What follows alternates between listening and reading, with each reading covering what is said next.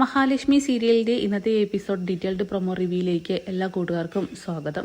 അങ്ങനെ കരുണയാണെങ്കിൽ എന്തെങ്കിലും ഒരു സന്തോഷ വാർത്ത കേൾക്കാനായിട്ട് അങ്ങോട്ടും ഇങ്ങോട്ടും ഒരു സമാധാനമില്ലാതെ നടന്നുകൊണ്ടിരിക്കുകയാണ്.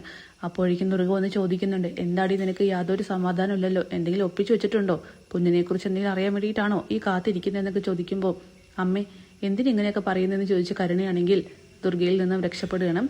ശേഷം വീണ്ടും അവൾ അത് തന്നെയാണ് ആവർത്തിക്കുന്നത്. അങ്ങനെ കണ്ണൻ പറയുന്നുണ്ട്, അമ്മയ്ക്ക് എന്തായാലും കുഞ്ഞിനെ ഒന്ന് കാണിച്ചു കൊടുക്കണം, പാവം ഒരുപാട് ടെൻഷൻ അടിച്ചു, ഇന്നലെ രാത്രി ഞാൻ ഇങ്ങോട്ട് വന്നതിന് ശേഷം ഒന്ന് വിളിച്ചിട്ട് പോലുമില്ല, അമ്മയ്ക്ക് കുഞ്ഞിനെ എടുക്കണം എന്ന് ഒരുപാട് ആഗ്രഹമുണ്ടടാ, അതുകൊണ്ട് മഹിയെയും കുഞ്ഞിനെയും ഞാൻ ഇന്ന് ഒരു ദിവസത്തേക്ക് തറവാട്ടിലേക്ക് കൊണ്ടുപോകണമെന്നൊക്കെ പറയുമ്പോൾ ഇത് കേട്ട് ലേഖ ചോദിക്കുന്നുണ്ട്, ഓ അതിൻ്റെയൊക്കെ ആവശ്യമുണ്ടോ കണ്ണേട്ടാ, കുഞ്ഞും മഹിയും ഇവിടെ തന്നെ ഇരുന്നോട്ടെ, കണ്ണേട്ടൻ പോയിക്കോ, ഇനിയിപ്പോൾ അവരെടുത്തിട്ട് കുഞ്ഞിനെന്തെങ്കിലുമൊക്കെ സംഭവിക്കുമെന്ന് പറയുമ്പോൾ ലേഖയ്ക്ക് മറുപടി കൊടുക്കുന്നത് അനന്തുവാണ്.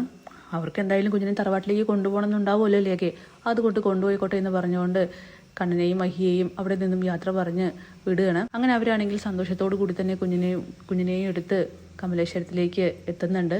ആദ്യമായിട്ടാണ് അച്ഛൻ്റെ വീട്ടിലേക്ക് കുഞ്ഞ് പോകുന്നതും. ഈ സമയം അനന്തുവിനാണെങ്കിൽ ലേഖയുടെ പെരുമാറ്റം ഒട്ടും തന്നെ അങ്ങോട്ട് ഇഷ്ടപ്പെടുന്നില്ല.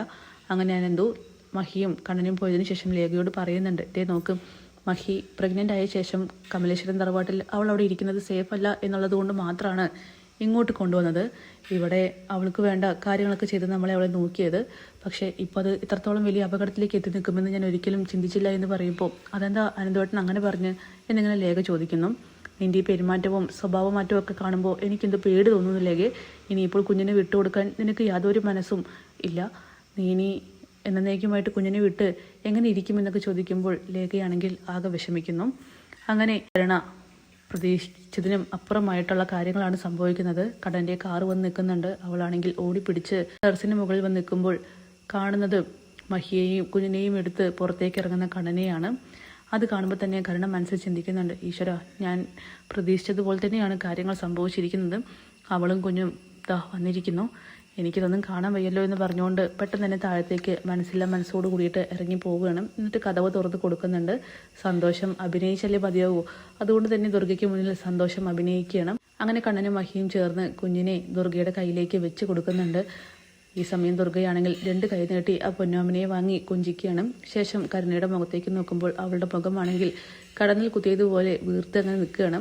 ഈ സമയം ദുർഗ കണ്ണനോടും മഹിയോടും പറയുന്നുണ്ട്, ഇതേ കണ്ടില്ലേ, അവൾക്ക് തീരെ ഇഷ്ടപ്പെട്ടിട്ടില്ല കുഞ്ഞിനെയും കൊണ്ട് ഇങ്ങോട്ട് വന്നിരിക്കുന്നത്, അവളുടെ മുഖം കണ്ടില്ലേ, ഇതൊക്കെ അവൾ ഒരിക്കലും ആഗ്രഹിക്കാത്ത കാര്യങ്ങളാണെന്നൊക്കെ പറയുമ്പോൾ, അമ്മ എന്തിനാ ഏത് സമയം നോക്കിയാലും ഇങ്ങനെ കുറ്റപ്പെടുത്തുന്നത്, ഞാൻ അങ്ങനെയൊന്നും ഉദ്ദേശിച്ചില്ല, എൻ്റെ മനസ്സിലിരിപ്പ് എന്താണെന്ന് മറ്റാരേക്കാളും എനിക്കറിയാമെന്നൊക്കെ പറയുന്നു. ശേഷം കരുണയാണെങ്കിൽ കുഞ്ഞിനെ നോക്കി അങ്ങനെ എന്തൊക്കെയോ ശപിച്ചുകൊണ്ടിരിക്കുകയാണ്. അപ്പോൾ അതൊക്കെ കാണിച്ചുകൊണ്ടാണ് പ്രൊമോ അവസാനിക്കുന്നത്. കാത്തിരിക്കാം ഇന്നത്തെ കിടിലൻ എപ്പിസോഡിനായിട്ട്. Bye bye.